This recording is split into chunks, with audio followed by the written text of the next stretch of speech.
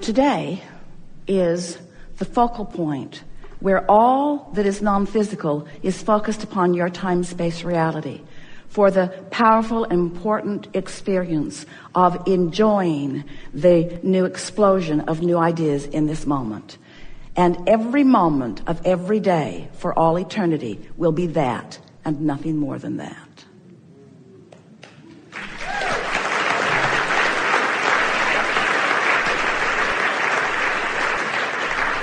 And in 2013, we'll have the same conversation. In 2014, we'll have the same conversation. In 2015.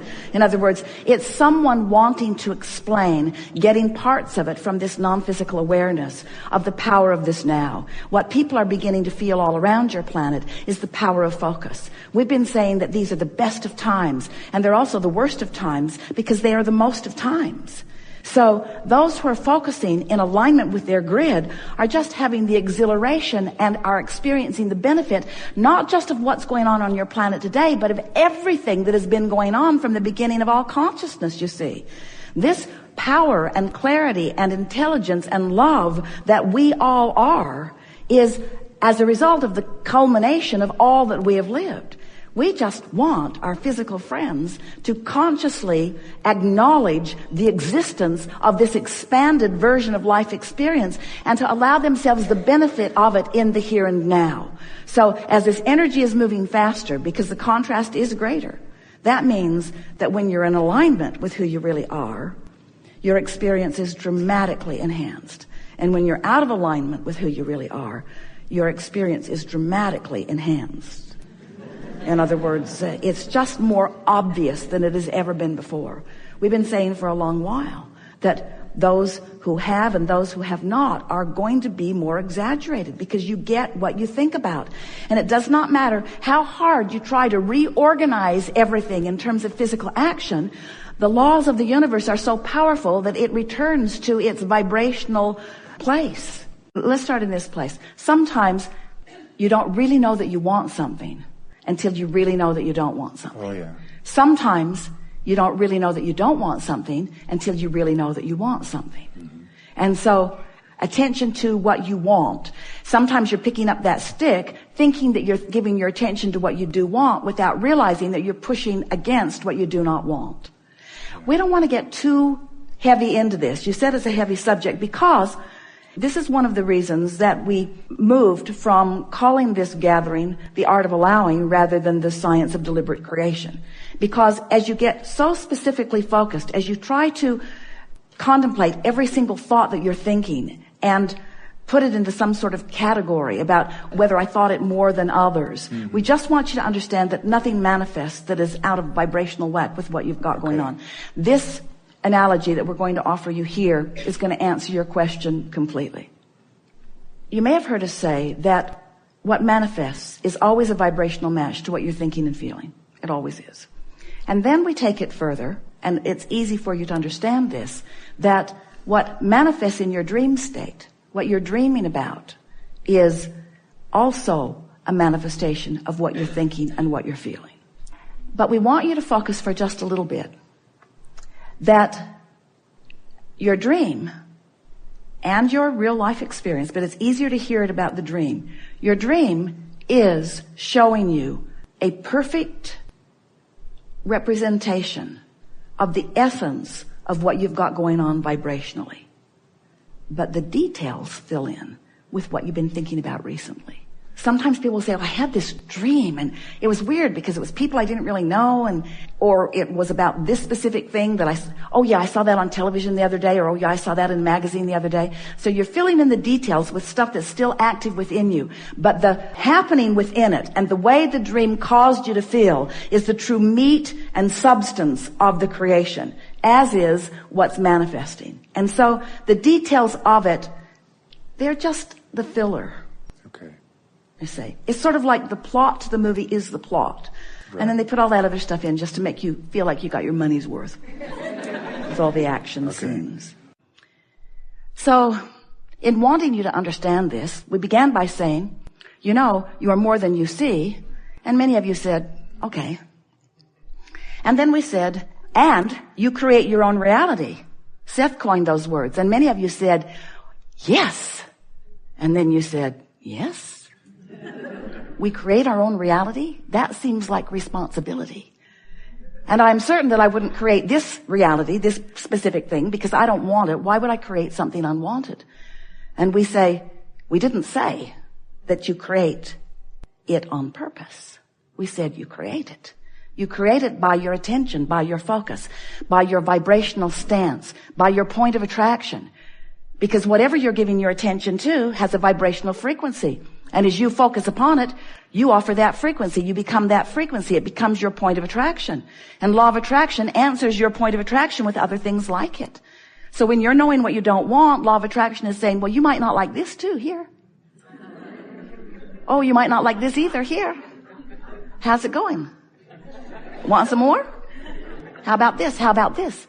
Now, the wonderful thing about that is, in knowing what you don't want, you're launching these rockets of what you do want. But the question that we want to put to you is, how long will it be once you've launched that rocket of desire before you become aware that you're not lined up with it and you make some effort to become a vibrational match to it?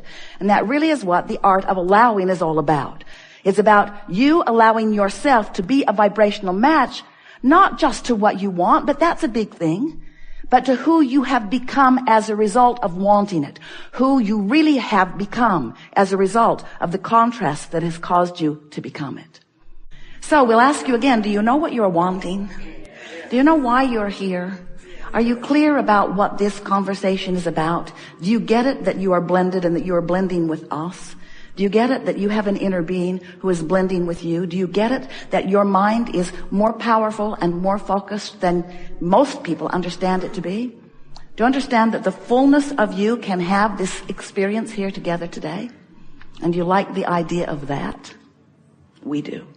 So, sometimes it's helpful to have a significant enough thing occur that when you look at it, you just can't stand it, to make you decide or determined that you're going to look somewhere else. In other words, most humans, we love you very much, but if there is something that you do often that we would prefer you not do so often for your own good, it is that you examine what is with such fervor that you slow down what you've asked for and you don't let it come. Your awareness of what is mostly what's active in your vibration. So you either got to be a really good sifter where you're just looking for things to appreciate in what is, or you've got to be a better visualizer so that you're imagining more of what you want, or a really good meditator where you quiet your mind to deactivate, but you have to do something to slow that momentum. Because law of attraction is going to keep it going. Your vibration is where you last left it on every subject, you see. So unless you decide to do something different with it, it's going to carry on.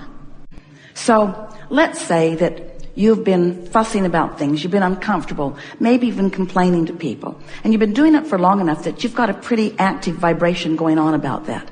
So formerly we called that your point of attraction. Now we're calling it your grid. Are you following the idea of the grid? It's like the framework of a building that will fill in with more specific details. But it's the basis, it's the root that is, it's sort of like the average of the thoughts that you've been thinking and what they represent vibrationally. So let's say you've been fussing and worrying and arguing and complaining, and that's a grid that you've got going on. And because that's the grid that you've established, it's filling in. It's filling in with more annoying people. Next logical step. It's filling in with more things going wrong. Next logical step. It's filling in because law of attraction is bringing to you what your point of attraction equals. You follow?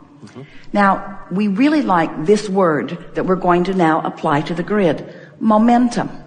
Law of attraction causes a momentum to flow into the grid.